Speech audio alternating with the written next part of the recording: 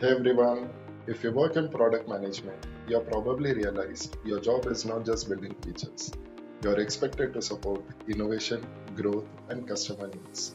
But the real skill is knowing when to say no.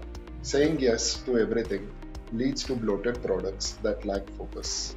Your real responsibility is making smart trade-offs. Hi, I'm Pankaj, and in this video, I'll explain three beginner-friendly prioritization frameworks that help product managers make better decisions. RICE, Moscow, and Kano. By the end, you will understand how to use them to focus on what matters the most. Let's start with the problem. Every product team has more ideas than they can deliver. Feature requests, stakeholder inputs, sales demand, and technical improvements all compete for attention. You cannot build everything. Prioritization is about deciding what not to build. Frameworks help remove bias, reduce emotional decisions, and bring structure to trade offs. Let's begin with RICE. RICE stands for Reach, Impact, Confidence, and Effort. Reach measures how many users a feature will affect within a specific time frame. Impact estimates how strongly the feature will influence key business metrics like revenue, retention, or engagement. Confidence reflects how certain you are in your assumptions. Strong data means high confidence, guesswork means low confidence. Effort measures how much time and resources the team needs to deliver the feature. You calculate a RICE score by multiplying reach, impact, and confidence, and then dividing by effort. Higher score indicates higher priority. RICE works best when you want a structured, data-driven way to rank ideas. It is especially useful for roadmap planning and backlog prioritization. Next, Moscow. Moscow organizes features into four categories: must have, should have, could have, and won't have. Must have items are essential for products to function. Should have items are important but not critical. Could have items are nice to include if time and resources allow. Won't have items are intentionally deferred.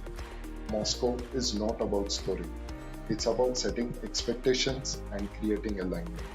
It helps team distinguish what is essential versus optional, making it useful for defining MVPs, sprint planning, and stakeholder communication. RICE helps rank ideas, Moscow helps define boundaries. Now let's look at Kano. The Kano model focuses on customer satisfaction rather than internal priorities. It categorizes features into five types. Basic needs are expected. Missing them causes dissatisfaction, but meeting them does not create excitement. Performance features increase satisfaction as their quality improves. Delighters create surprise and differentiation. Indifferent features do not influence customer perception. Reverse features may frustrate certain users. Kano helps product manager avoid investing in features that do not meaningfully improve customer experience. It also highlights opportunities to create delight and differentiation. Now let's apply these frameworks to real decision making. Imagine you have 10 feature requests. RICE helps them rank based on impact and effort. Moscow helps determine which ones are essential for the next release. Kano helps identify which features improve customer satisfaction versus simply meeting expectations. You do not need to rely on just one framework. Effective product managers choose based on context. Use RICE when you need quantification. Use Moscow when you need clarity and alignment. Use Kano when you need customer insight. Here is a key takeaway. Frameworks do not replace judgment, they support it. Your role is to balance customer value, business goals, technical constraints, and long-term strategy.